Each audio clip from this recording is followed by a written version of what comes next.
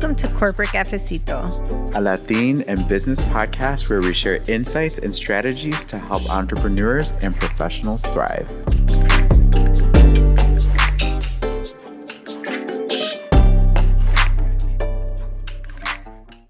Hi, everybody. Welcome back to Corporate Cafecito. Yo soy Nayeli. Y yo soy Carlos Butler Vale. Today, we're going to talk to you about something that isn't new, but you need a friendly reminder of. And so Steve Jobs and Mark Zuckerberg, one of the things that they do is they wear the same clothes every day. Mm-hmm. And they do that to eliminate having to make one decision a day. Right? So you go through their closet, it's all the same stuff. Yeah. I started doing that. Did you dress all in black? Actually, not all in black. I've considered it. But I have like a pant drawer. Okay. A long sleeve shirt drawer, a tank top drawer, and like a shorts and skirt drawer. And that's it. Like when I was running my logistics company, it was a pair of pants and a long sleeve shirt and then a jacket. It was a skirt and a tank top and my boots. Good. And it was just really easy. And it takes away a little bit of that decision fatigue. Yeah. So decision fatigue is when you have so many decisions to make that you can't even think anymore. Absolutely. As we were going through, thinking about just that feeling of looking at a computer or looking at your phone and just staring because you can't even, you're so fatigued that you can't even look past the words of whatever's in front of you. And it could be simple, to your point. It could be something as easy as what to wear or even what's for dinner or, or it could be obviously something much more significant. But it's how do we protect ourselves, right? To ensure that when we do have to make some of those really important big decisions that we're fresh. We're fresh. We're there. We're able to obviously engage in the way that we need to. Yeah. So, a lot of when we think about decision making, a lot of times we think about big decisions, but it's not the big decisions that weigh on us, right? Because if you buy like a house or you're accepting a job, you do that like once every X amount of years. Yeah. It's the little things. It's the before I leave the house, I have to, my kids are like, what am I taking for lunch? And do I have soccer today? And do I have this? And can I do this? And can I grab this? And where's my this? And so you're already doing all these questions. So you're mentally processing all these things and making decisions and know it's the, wear this and eat that and do this. And so by the time we get to work, the level of stress or the level of decisions you've already made are pretty significant. Absolutely. And, then you think about it on the other end, it's like you've gone through an entire day of work and now you've got to figure out, one of the things that as I was reflecting about this topic is the reality that it's really difficult to unplug from things these days, right? Mm-hmm. It's like we're almost on call 24/7. I think particularly if you're an entrepreneur, but I remember for me, obviously, as a corporate leader, it felt like you were like in this constant state of surveillance, of like heightened awareness and the decision making doesn't necessarily stop. And I think it's important to acknowledge the fact that decision fatigue affects everybody, but there's also something to be said about the fact that there are some cultural nuances too. Yes. And I know you and I have talked about that a little bit. Yeah. I'd love to get your take on how that shows up, right, from both a gender perspective and even for our listeners and obviously folks that are not necessarily Latine, how does that show up in terms of culture and decision exhaustion, decision fatigue? I think everybody knows I'm the primary caretaker for my parents. And one of the things I was like, look, I'm signing up to do this for the rest of my life. Mm-hmm. I love you that much. I love you so much. I want you near me. Yeah. And I said, so in order to do that, I need you to move closer to me. Yeah. And so that was a decision that I needed to make for my mental capacity. Absolutely. Because if I needed to drive half an hour to get to them. Yeah. I was like, by that time, call an ambulance. I'll meet you at the hospital if something happens. Just the decision of having them move to me was a big decision, and then having to remodel. But when you think about the decisions we make, we're making them not only for us, we're Yeah. making them for our children, we're making them for our significant other, we're making them for our parents. And so how it manifests itself is like one day you just lose your shit. Yeah. And you just don't have any. And then, it'll be something simple, but it'll be like they'll be like, ¿Qué vamos a comer hoy?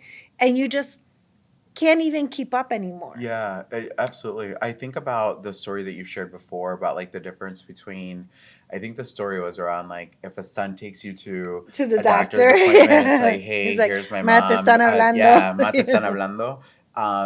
And then, if it's the daughter, it's like, well, she's got this, this, this, and this. I'm concerned about this, this, and that. Like that to me, I think is really representative of that mental load. 100%. And again, we're obviously generalizing here. But for the most part, that's not really far off. When you get divorced, or if you are a single parent, the decision fatigue from that breakup or Yeah. that divorce Yeah. is now I have to take on making their decisions. And doing that is like a whole different kind of decision fatigue. Absolutely. That's been studied like in psychologically and in different like psychology today, I think Yeah. is the magazine. But it's now I have to make more decisions. Yeah. And it may be little ones like, when do I take the car for an oil change? Or I have to decide if I do it this week or next week, or if I take it to Jiffy Lube, or if I take it to the dealer, and then if I have a coupon, or if I have this, like all these little things, and your brain is firing on all cylinders all the time. Yeah, and I think about the effects of that, right? Because obviously there's just energy depletion that goes along with that. I think, and I know for me, when I feel like I am in paralysis because of decision fatigue, it's not that I'm unable. It's not that I'm not intelligent enough to make a decision. It's just simply that you are so depleted that you can't get past the point of where you are to actually be able to effectively make that decision. And sometimes you can make bad decisions as a result of that, right? You can make snap judgments. You can make, and I think obviously that has its effects at home. But, for our listeners, one of the things that we think about is obviously what does that potentially, what potential implications does that have in the workplace? Yeah, I always talk about the commanding and coercive leadership style, and that's the person that comes in during chaos and like makes all these really difficult decisions. And I'm like, that person is angry because you only go to them when you need to make decisions. Also, there are ways that you have to figure out how to navigate through that if you realize that you're going to have to be on call to make those really tough decisions at any given moment. So I'm going to give you some tips. Yeah. Okay, my first tip, when you are at a new place and you're starting a new job and you're getting asked for all these questions and you don't know how to do them or to make these decisions and you don't feel comfortable or confident even, I always say, what did you do before I got here? Could you please continue doing that until I get my bearings? Yeah, absolutely. That's a really good one. The other one is I throw my family into timeout. I will say, you know what? I'm taking a 15-minute question timeout. And you can talk to me. You can share how your day was, but you cannot ask me for anything. I cannot participate that way right now. Why?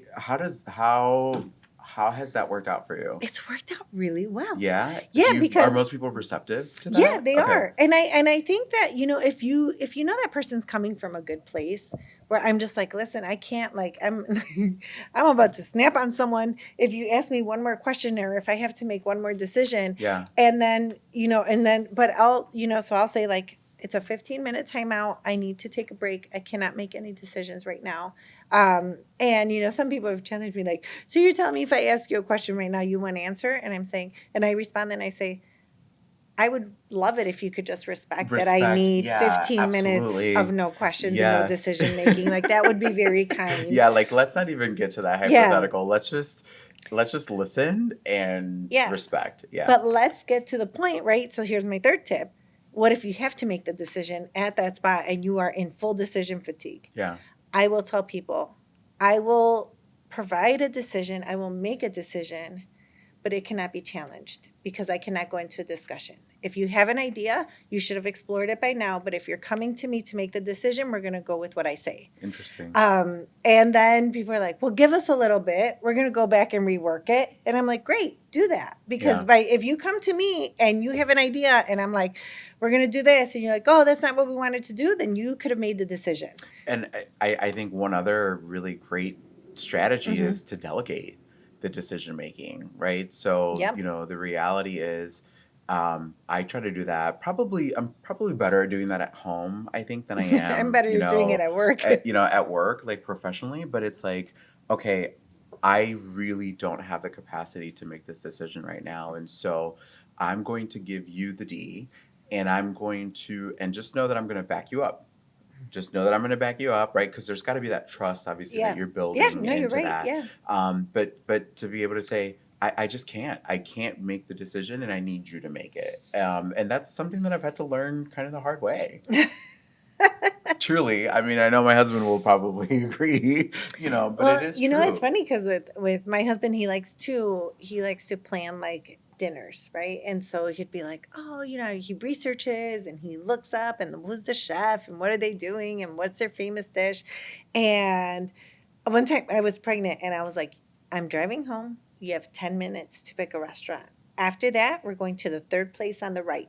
And he was like, oh, what? I'm like, I don't care if it's IHOP or like a steakhouse. Third place on the right. Yeah. It could be pancakes, tacos, anything, or whatever. Yeah. and I'm counting 7-Eleven because I will eat a big bite. Absolutely. Absolutely. I am 100% down for that. We've talked a little bit about how obviously you can do this because I do think it's important for our listeners, obviously. I'm a big believer that what happens at home really does obviously show up at work. 100%. And so we're sort of starting with a little bit of kind of more of that personal side. But I also, one of the things that I think it's important for us to talk about is how it shows up at work. So, the reality is, because that goes to your personal brand. If you're snapping or absolutely. Or you're indecisive. Indecisive. I mean, obviously, as I think about people that I've either coached or worked with, I've in mentoring relationships, one of the things that I feel like I've seen a lot is it ends up showing up as missed deadlines. People tend to obviously procrastinate. We talked a little bit about this, having snappy responses.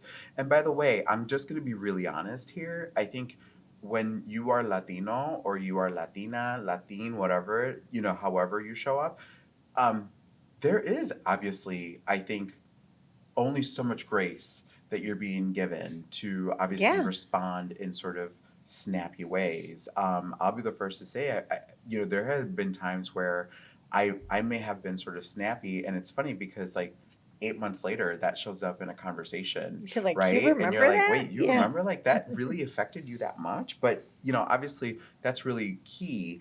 One other, I think, we talked about this a little bit, but there's also a little bit of a paralysis. And part of that is we tend to then overanalyze what could be simple decisions, right? And it's because we're in the heat of the moment and we're so exhausted and we don't really know what I stole from one of my bosses? He was so funny. He would ask me like a question. And then I would like go to explain like, oh, well, the reason why this is happening is driven by blah, blah, blah, blah, blah. And he would say, did it happen? And I'd be like, well, it's not that simple. He's like, it's yes or no. And then I would be like, no. And he's like, okay. And he'd go to the next thing. And I took that from him because I was like, okay, great. Like, and I even tell people, poor Reina, I'm like, hey, did we do, like, how is this going? And then I'm just like, yes or no? Like, did it happen, yes or no? And then I'm like, if I wanted more information, I'll probe. Yeah. But if not, I'm cool with just tell me yes or no. Like, if it's a yes or no question. If I wanted I think when you get to a certain level, your questioning tactics. So I could say, like, what were the results and what drove them? Yeah. Versus saying, like, did we achieve the result? Yeah, absolutely. I do think that it is part of that, like building that trust and rapport with people so that they can get to a place where they understand that, if you're just wanting a yes or no, obviously, because you're It trying to takes some getting used to, simplify. though. Yeah, And you because have there's, to tell people that it's your style. Don't ask yeah, people yes or no if you haven't told them that's your style, that is because true it could seem because very abrasive. absolutely. Mhm. And I think for folks who don't know any better or any different, they could feel like maybe they did something wrong When I first or got whatever it might asked, I be. was like, but I have so many things to tell you. Yeah. And he's like, I just want to hear yes or no. Yeah. And I'd And be that's like, tough. yes. Yeah, that's really tough. But speaking of saying yes, one of the other ways that it shows up is just saying yes to everything to avoid deciding, or conversely, just saying no to everything. And the reality is, very few decisions that you have Yeah. to make are as simple as just a yes or no, or just simply, if you're not referring back to the why or Mhm. the what, and you're just answering just to answer, that could obviously get you into some really, hot water. So let's talk about that Yeah. cultural thing. Because um, I love the ya veremos, because you're non-committal. You're Hmm. just saying we'll see. So I like to, because I think a lot of times I have offended people by telling people like, no, I'm not going, or no, I can't go. Yeah. And so what I say, I'm like, si podemos, estaremos ahí. Okay. But if not, then we can't. Yeah. And because at first when I was saying no, it was very hard on my family. I think it hurt a couple of my relationships unintentionally, because they were like, can you come to this? And I'd be like, oh, no, I can't. And that's because I would have been in decision fatigue, right? If I'm getting off of work and I'm downtown Chicago at 6 and I've got to pick up my kids and then get them in a car and then drive 30 minutes Yeah. to go say happy birthday, I won't get to your house until 7. I'm going to say happy birthday, give you your hug, get my kids back in And the get, car, yeah. take them, take their bath, and then get them to bed. And so I'm just like, I'm going to say no, but I'm going to explain why I'm saying no, Yeah, absolutely. so that I don't hurt. Like, I would love to be there. I just know that I would not be a good mother. I would not be a good version of who I'm supposed to be Yeah. if I did that. I think that's one of the things that I actually really appreciate, among many things, when you and I are connecting and just talking about this, that, or the other. It's your like, and I know it's obviously been something that you've had to hone in Oh, over yeah, a time, but long just time. to Yeah. simply be able to say, that's not going to work, this is going to work, let's figure out a way to make that work. I mean, so it's never really sort of cut and dry, but it's like, I feel like you can stand very firm more often than not in whatever it is I that you're tried to. saying. Yeah, yeah. And if it doesn't feel that way, then I think you're doing a good job at least relaying that. So just Yeah. wanna, Because if I could, I always want to say yes. yeah. I mean, Um, but we all know what that yeah, leads it is to, hard. right? Um, I do. yeah, Well, I wanted to say, when you're making decisions, and one of the big things, and I say this in every workshop I give, and to everyone I have ever coached, don't ever make a decision if you're hungry, tired, thirsty, mm, right? Because our brain is not functioning at 100%. And grab yourself your cafecito, grab a concha, make sure you've mm, rested, because we tend to make different decisions when we're yes. hungry, tired, or thirsty. In the last It year, sounds like the same strategy for not going shopping. I know, right? Yeah, it's like maybe that's why, right? Those are important Well, those are decisions. you're spending money. Yeah.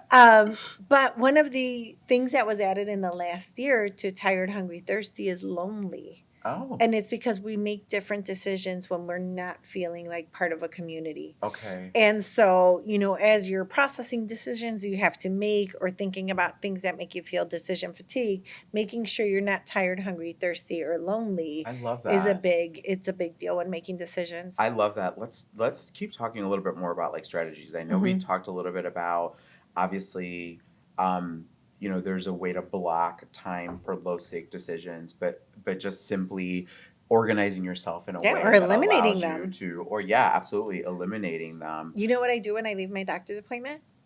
I make my next year's doctor's appointment. Yeah. And then after I do, I do the same thing with my dentist. Yeah. My clothes is all very similar. If you're like, does she wear a uniform for this podcast? No, like Yeah. my clothes is very similar. Although I really like this top Thank today. you. Yeah. But it's like, what can I eliminate? Yeah. And oftentimes I'm just like, my grandfather would always say, si nomás vendieran tacos, nomás tacos comería, Yeah. right? And so I'm like, okay, so how can I even like reduce that in my pantry? Right? What are the staples I need here? And then Yeah. if I want to make something special or something different, I'll go buy it for that day. Yeah, absolutely. But, just making sure like I don't have to like look and be so creative with like 47 ingredients. I'm Yeah. like, nope, here are my staples. This is what we like. This is what we eat. And Absolutely. I think a lot of like the meal kit planning takes away decision fatigue. Yeah. I think that being well organized in your calendar takes away decision fatigue. I think that if you answer questions that other people should know, then shame on you. Yeah. You should make them answer Yeah, them. absolutely. But for a number of reasons, right? Mhm. Obviously, that puts a little bit of less strain on you, but it also could be a great growth and development opportunity for that individual. And one of the things I've realized in coaching folks is like they oftentimes have a point of view or perspective, Yeah, but they may not necessarily feel that they're like open enough to actually just put it out there. And by 100%. just simply saying, hey, what would you do? Or how Mhm. would you approach this? Or, you Right. know what, I'm going to let you run with it. Yeah, It gives them you just a you go. renewed Yeah, sense of like empowerment, for sure. it does. And I think also just taking inventory of the decisions you make and Yeah. saying like I don't have to make that one. I have a friend it is lovely to be friends with control people, like control people who like control Yeah. because they need control. And I'm just like, cool, like tell me where to show up and how Yeah. much money to bring because Yeah. I don't have to plan this You don't have to weekend plan. Yeah. and it works for me, right? Yeah. So I think understanding which decisions you want to be involved in and which decisions you want to avoid. And that means also when you're accepting meeting invites. Yeah. Like I like to ask like what is the purpose of my presence at this meeting? What do Right. you need me to do? What should I be listening for? Absolutely. Right? And if people are like, "Oh, I just want you to like observe or whatever," and I'm like, "Well, then just recap it to me. I Yeah. don't need to be there. You don't need my input because once I'm in, and I'm going to start talking and making decisions." Yeah. Um, and I also tell people, and this is especially true with our culture and our friends, right? We vent to each other, Mm-hmm. and so I'll tell people like, what ear should I listen with? Should I listen with my friend ear, my coach ear? Are we solving for something, or do you just need to get it off your Yeah, chest? absolutely. I think Um, that's really key because sometimes that can, if you're not mhm. if you're not getting clarity up front and you're not really understanding the expectations, that can put you in a place where all of a sudden now you're trying to become a problem solver. Yep. And that in and of itself is another load, right, Yeah. of You're making decisions decisions for more potentially that people. you're having to make. Yep.